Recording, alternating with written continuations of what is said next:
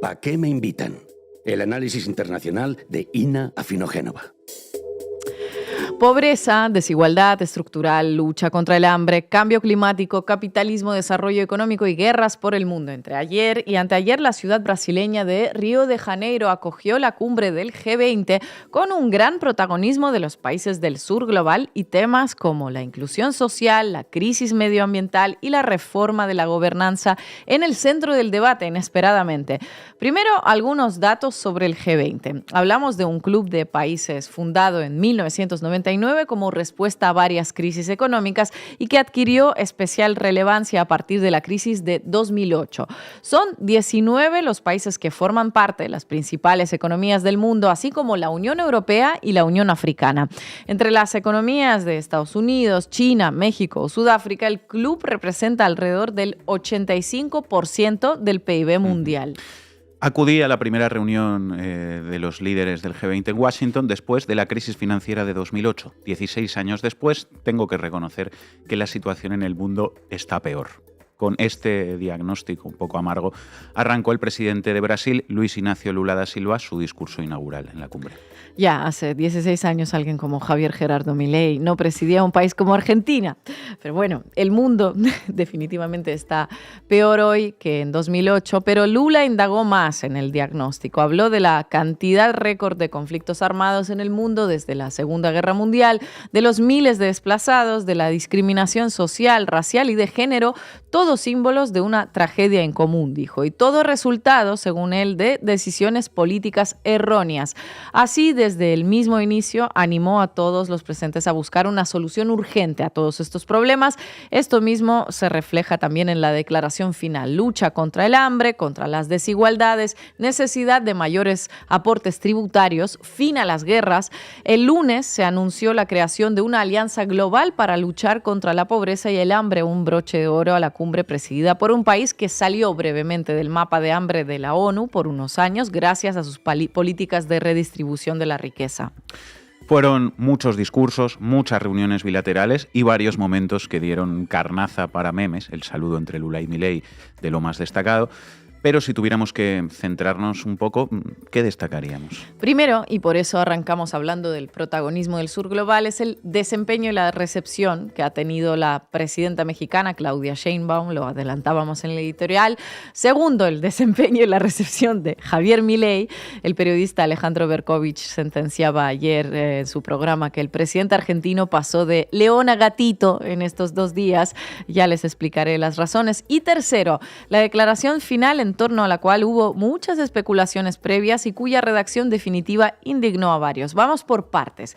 El papel de México, que es clave hablar de ello. La presidenta mexicana fue la más solicitada a nivel bilateral. Se trataba de su primer viaje a una cumbre de este calibre en los 2 meses que lleva en el cargo, y su discurso ha sido, sin exagerar, de los más contundentes que le hemos oído a un jefe de Estado.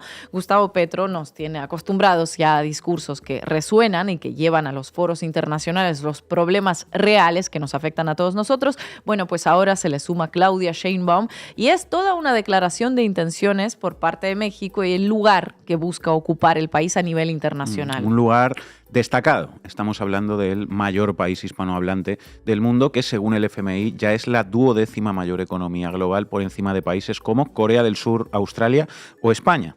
Y todo un referente también en programas sociales y en políticas de redistribución. Efectivamente, y desde este lugar y frente a delegaciones de países como Estados Unidos, Reino Unido, Canadá, Alemania, que apoyaron tanto el genocidio en Gaza como la escalada permanente en Ucrania, la presidenta mexicana habló del sinsentido del gasto militar, fíjense eso, y de la necesidad de parar las guerras. Mejor escuchémosla. ¿Qué está pasando en nuestro mundo? Que en tan solo 2 años el gasto en armas creció casi el triple que la economía mundial. ¿Cómo es que la economía de la destrucción alcanzó un gasto de más de 2.4 billones de dólares? ¿Cómo es que 700 millones de personas en el mundo aún viven por debajo de la línea de pobreza? ¿Reduciríamos la migración, el hambre, si tan solo elevamos la palabra amor por encima del odio? Uno de los programas más ambiciosos que hoy quiero proponerles lleva el nombre de Sembrando Vida. consiste en dar a las familias pobres del campo un jornal, capacitación técnica para sembrar árboles maderables y frutales, así como otros cultivos. La propuesta es establecer un fondo para destinar el 1% del gasto militar de nuestros países para llevar a cabo el programa de reforestación más grande de la historia.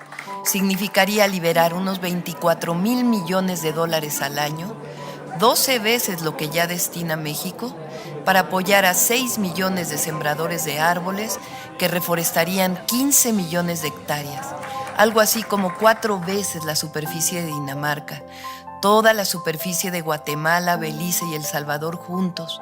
Con ello, ayudaríamos a mitigar el calentamiento global y restauraríamos el tejido social, ayudando a las comunidades a salir de la pobreza. La propuesta es dejar de sembrar guerras, sembremos paz y sembremos vida. Pues se lo acabamos de escuchar decir a la presidenta de México. Más de 2,4 billones de dólares de gasto en guerras en un mundo donde 700 millones de personas aún viven por debajo de la línea de pobreza. Lo que propone Claudia Sheinbaum es que se destine tan solo el 1% de ese gasto militar absurdo, tal y como ella lo califica, para un programa de reforestación. Y ese 1% supondría unos 24,000 millones de dólares al año que, según Sheinbaum, reforestarían 15 millones de hectáreas, o sea, 4 veces la superficie de Dinamarca, toda Guatemala, que tiene un problema gravísimo de tala de árboles, Belice y El Salvador juntos. A la denuncia de Claudia Sheinbaum se le suma una propuesta real que hace frente a toda esta gente que suministra armas para unas guerras que libran otros y que lleva un año hablando del derecho de los colonizadores a defenderse del colonizado mientras mira para otro lado frente a las decenas de miles de muertos palestinas. A todos ellos, una lección del humanismo mexicano. Dejemos de sembrar guerras, dice. Además, propuso en el marco de la cumbre una reforma de la gobernanza global que contemple repensar la manera en la que está constituido el Consejo de Seguridad de las Naciones Unidas y ampliar el número de asientos a regiones que han estado infrarrepresentadas, como África y América Latina y el Caribe, y a los pequeños estados insulares. También dijo que era necesario reconocer la igualdad sustantiva de mujeres y hombres y la paridad entre ambos en todos los ámbitos de la vida. Un principio que en México desde hace unos días ya está incluido en la Constitución. También algunas partes de su discurso parecen dirigidas a que gente como Javier Milei lo escuche.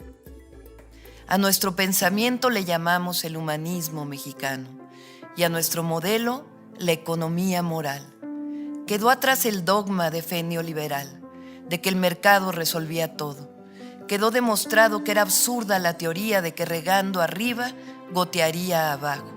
Superamos todos los días la etapa de la oprobiosa corrupción y hemos logrado separar el poder económico del poder político. Quedó en el pasado el desprecio por el pueblo y hoy se edifica con democracia e igualdad una nueva era que tiene como base la máxima de la prosperidad compartida, o dicho de forma llana, por el bien de todos, primero los pobres. Gracias a ello, México es de los países de la OCDE menos endeudados, con menor tasa de desempleo. El salario mínimo aumentó al doble en 5 años. Se fortalece la educación y la salud pública como derechos, y el 80% de las familias recibe un apoyo de manera directa. Estamos en el récord histórico de inversión extranjera directa y reservas del Banco de México. Se construyen trenes, carreteras, puertos, aeropuertos. La pobreza se redujo en más de 9 millones de personas y disminuyen las desigualdades. Hay democracia, libertades, pluralidad y derecho a disentir. Se fortalecen las instituciones de seguridad, de justicia y se construye paz. Dice Claudia Sheinbaum que el dogma de fe neoliberal y la creencia de que el mercado se regulaba solo quedó atrás. Conocemos a al menos un mandatario que sigue aferrándose a eso que quedó atrás. Estuvo allí presente también y a lo mejor le sorprendió oír esos datos económicos que muestra la economía mexicana. Él, que sigue el dogma libertario que se supone que le resolverá el déficit fiscal y con él todos los demás problemas económicos de los argentinos, pues no tiene mucho de qué presumir con más de la mitad de la población de su país en situación de pobreza. Javier Gerardo, la performance de Milei, que como dije ya Alejandro Berkovich describió como la transformación de un león en un gatito en 2 días, merece un repasito aparte. Primero por haber sido el único mandatario en recibir esta recepción de Lula, que sirvió de carnaza para numerosos memes. Claro, después de llamarlo comunista corrupto en campaña, después de negarse a pedir disculpas, la realidad geopolítica pone al león en su lugar. ¿Y cuál es ese lugar? Bueno, el del jefe de un estado que está en una extrema necesidad de divisas, con unos índices económicos peores que los que presentaba antes de que Milei asumiera y una realidad social pavorosa. Un lugar desde el que ya no resulta tan cómodo insultar a tu primer socio comercial y más teniendo en cuenta que por mucha pleitesía que le rindas a Washington, el máximo aporte que recibas en respuesta es una selfie con Elon Musk y otra con Sylvester Stallone. Total, que nuestro leoncito, Javier Gerardo Milei, amenazó con bloquear la declaración final antes de que la cumbre arrancara porque le superaba que se hablase de la necesidad de subir los impuestos a los ricos, por ejemplo. No se puede cobrarle a la casta para nada, según había informado Financial Times. Pero finalmente algo pasó en estos 2 días porque la declaración final sí tiene la firmita de Javier Milei, una firma que acompaña todas las cláusulas que contradicen completamente a las ideas que Milei propugna. ¿Qué pasó? Bueno, la versión que circula es que Brasil lo apretó con contratos para exportar gas a la industria de San Pablo. Parece que además de Brasil hubo presiones de China, con Xi Jinping hubo una reunión bilateral y un apretón de manos, ahí lo ve. ¿Quién te veía y quién te ve hoy, Javier Milei, reunido con comunistas empobrecedores? De presumir de que no trataría con comunistas en campaña, ¿no? El presidente argentino pasó a soñar con un eventual aumento del intercambio comercial con China. Lo que hace el bendito swap en yuanes con una mente libertaria es milagroso. La pela es la pela, decían algunos por aquí. Un bendito swap en yuanes que lleva a Milei a firmar lo que le pongan delante, un texto que habla de la necesidad de subir impuestos a los ricos, de cambio climático, de la discriminación de género, la Agenda 2030. En fin, luego sacó una declaración aparte diciendo básicamente que no estaba de acuerdo con todo aquello que acababa de firmar, pero me temo que el documento que tiene en este caso peso jurídico y que repercutirá en los medios no será la carta paralela de Milei. ¿Qué más recoge la declaración? No será la carta paralela de Milei publicada en X, además. Bueno, otros de los temas que recoge la declaración final es el cese al fuego y ayuda humanitaria a Gaza, solución de 2 estados entre Palestina e Israel y una paz justa en Ucrania. El tema de Ucrania, de hecho, se convirtió en una manzana de la discordia entre representantes del sur global que se abstuvieron de condenar a Rusia en la declaración y los del norte que no quedaron satisfechos con la falta de mención de la responsabilidad de Moscú en esta guerra.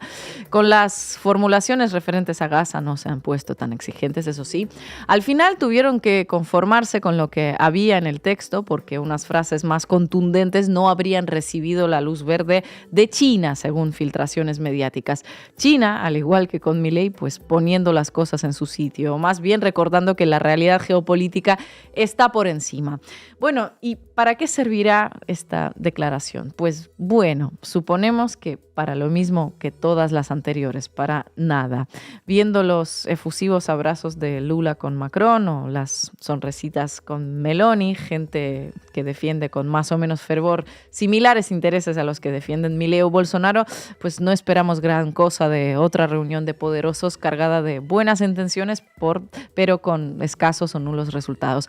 Se seguirán inflando cuentas bancarias ya infladas, se seguirán vendiendo y regalando armas y se seguirá favoreciendo los intereses de los que mandan de verdad, que no son los que se reunieron ahí, hasta que la gente se canse. Esperemos que no se cansen demasiado tarde. La propuesta es establecer, para empezar, un fondo que destine el 1% del gasto militar de nuestros países para llevar a cabo el programa de reforestación más grande de la historia. Significa liberar unos $24,000 millones al año. Manu Levin, este repasito mediático. Vamos con algunas cosas más. Vamos, compañeros. Titulares al banquillo. El análisis mediático de Manu Levin. Bueno, dale al play, Xavi, por favor. E é uma sequência de fotos protocolares com o presidente França, Emmanuel Macron, um aperto de mão afetuoso também com Bin Laden, dos Estados Unidos.